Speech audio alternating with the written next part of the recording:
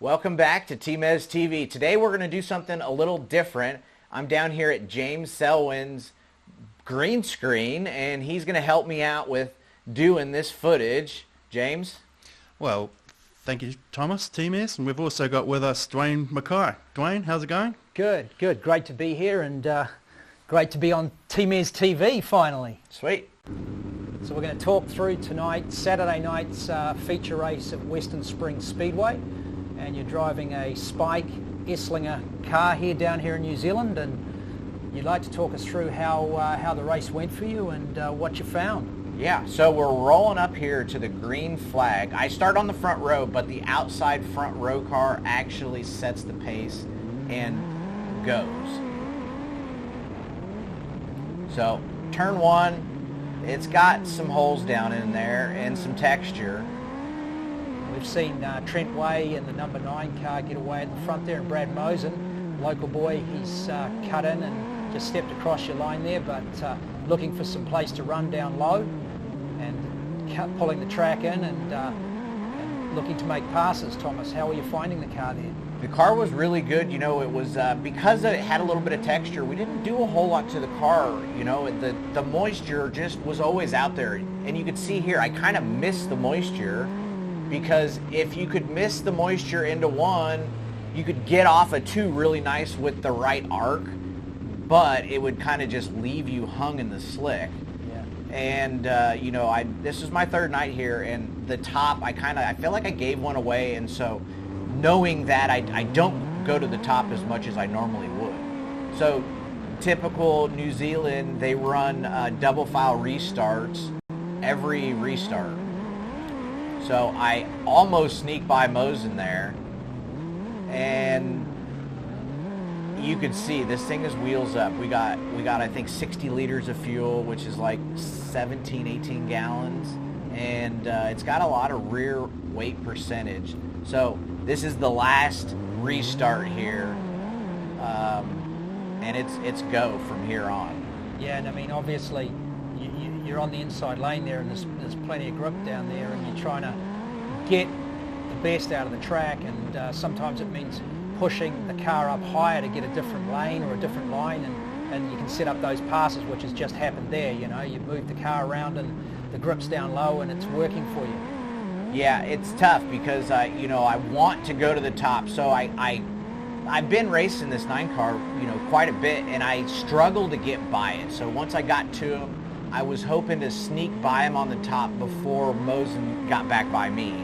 But it's just a little crummy up top, and it's a bigger way around. And so Mosen sneaks back by me, and honestly, I kind of just put a check in my head. Do not go to the top unless you're forced.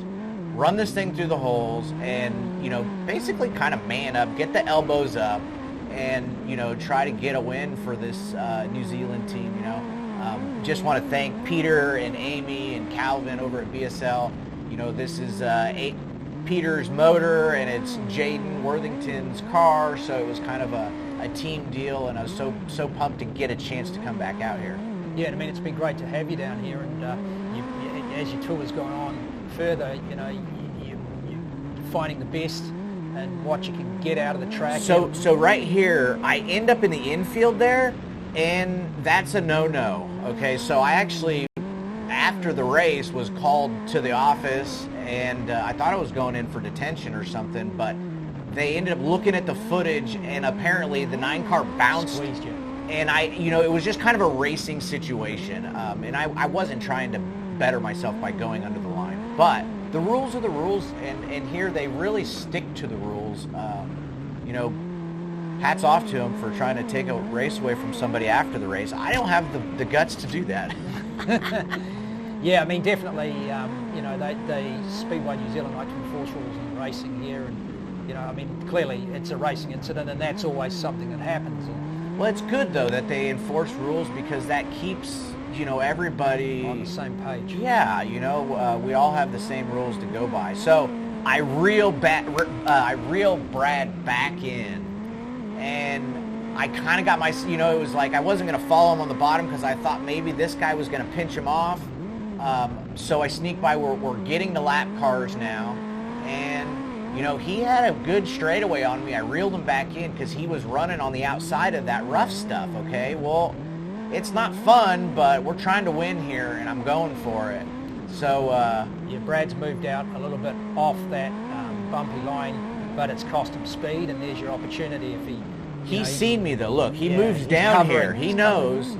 And so I kind of showed my door. I showed him my cards, you know, but he now knows I'm there, and it's all about putting pressure on a guy because all he has to do is make a mistake. Yep. We're running at the verge of destruction here, you know, especially through this hole. Yeah, you can see those wheels kicking around, and you get into the wrong place on the turn, and it's going to push you out, and there's an opportunity to get through. Yeah, so we're getting to lap traffic, and I know this is one of my only chances, you know, because you're basically, if the lap cars can bottle him up. See right there, I hit it wrong, and I kind of sent it in there full sideways. Well, when I hit it, it just upset the car. So you're really having to run the car in straight. That's not my jam. So we are coming up on lappers, and I know this is a good opportunity. And I get myself a little tight there, but he also gets tight and bottled up as well. So I'm really hoping to make this happen. Do you know some of the cars by now? Which ones are faster, which ones are holding their line, or does it take a while to race against a group of guys before you can pick that up? You know what? It's been 10 races. It takes me a long time to really understand people. Watching people's racecraft is part of being a good race car driver, I feel like, you know. Absolutely.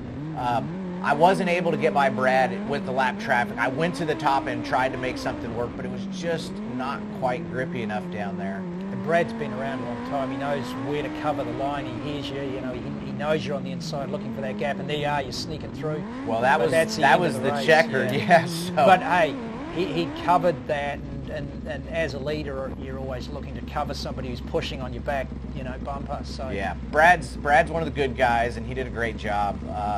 You know, it was really cool to do a video like this. I can't thank James enough. You know, we've set, it's like 4 hours of setup to do this, but something a little different for Team Ez TV. As always, thanks for watching. Thank you, Thomas.